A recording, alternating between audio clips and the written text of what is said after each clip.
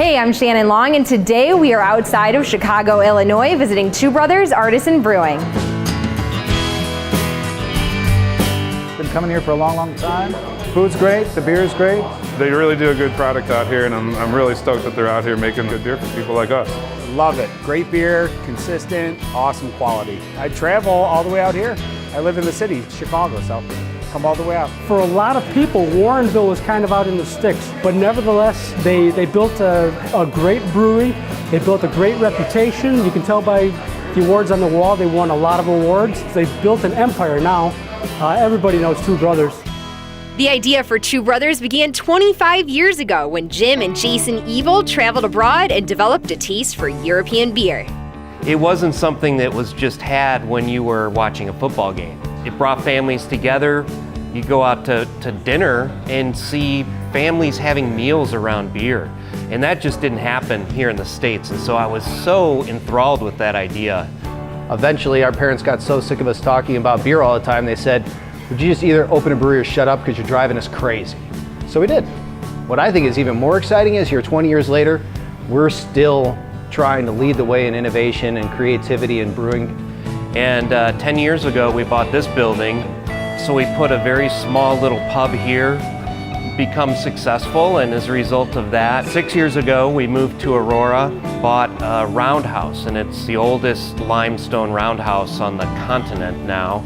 Two Brothers has since added 2 more Illinois locations in Naperville and Oak Park, plus another in Scottsdale, Arizona.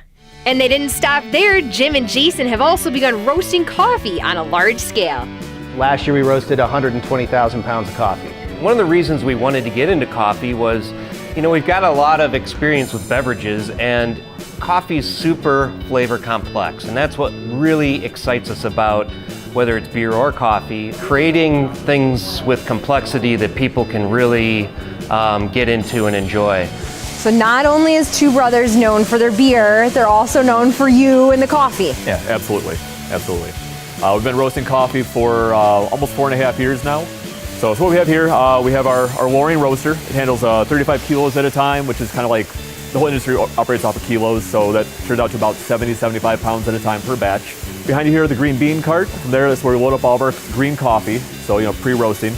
Gets vacuumed up in this hose up to the hopper up on top. The average roast is about 12 to 13 minutes. We'll drop down into the cooling tray, and that's what most people see as like the coffee roaster. All that's really going on there is the coffee is being cooled down to room temperature as fast as possible.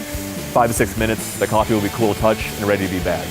What is your most popular, roast? Between our brew house and our brew house dark are kind of our two flagship coffees.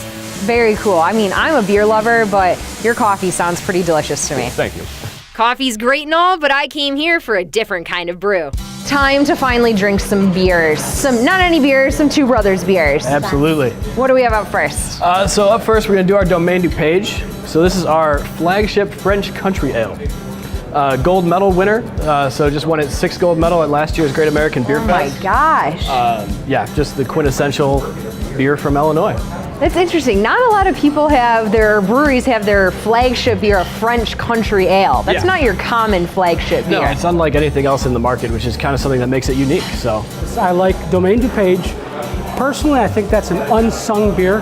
I think that's totally underrated for what it is. That is, I think, just probably a quintessential classic craft beer that every time they make it, it's just awesome. A little bit of earthiness, a little bit of nuttiness, and a little bit of bread, and almost no bitterness. So just really easy drinking, awesome food-friendly beer, pairs with almost anything, but particularly pizza and burgers and all the good stuff. All the good pub food that you want. This is Pinball. This is our Juicy Hop Pale Ale. We call it that because it's got a really awesome citrus presence in there. That nose is just amazing, orange, lemon, passion fruit, pineapple, just all up front.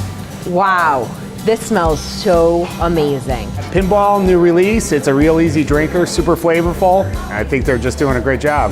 I've always gravitated towards pale ales.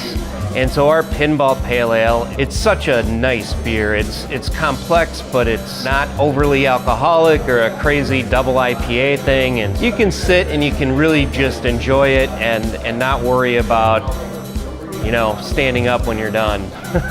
This is such a good beer. Such a good beer. So this is our 20-plus Pilsner. After 20 years, it's about time to enter the market as a Pilsner. So Pilsners are notoriously difficult to brew. You can't hide any mistakes in them. And we're really proud of what we're doing with that particular beer. So for me, that's the one I reach for in the nice weather like this. So Nice straw color in there. Oh yeah. You're doing things right with this one. Doing things right with this one. Incredibly easy drinking.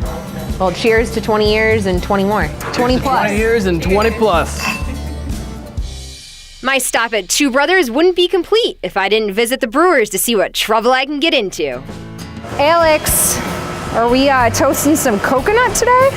That is correct. We're making our coconut golden ale called Pahui Hui. What is it? Pahui Hui. Pahui Hui. Yeah, it's Polynesian for a smooth lava rock. Awesome. So what's step one? Step one is we buy the coconuts untoasted and unsweetened. All right, let's not burn the brewery down.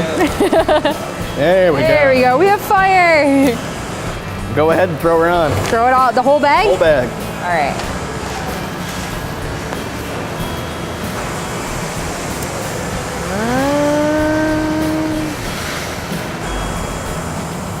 So all we're trying to do is toast it lightly, pick up some color, and release the essential oils. So right away you already smell the coconut.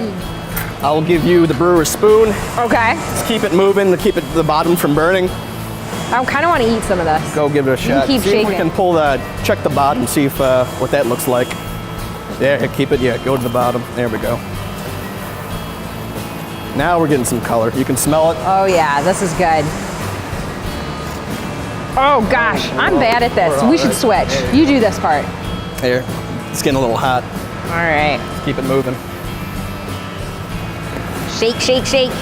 So you could probably buy toasted coconut already, right? It's actually harder to find untoasted coconut, but we do this on purpose. We feel it gives a better flavor to the beer. I think we might have burned a little. Little got burned. We'll keep it moving. Oh my gosh. I think we did a pretty good job. Good job. All right, let's put it in the mash.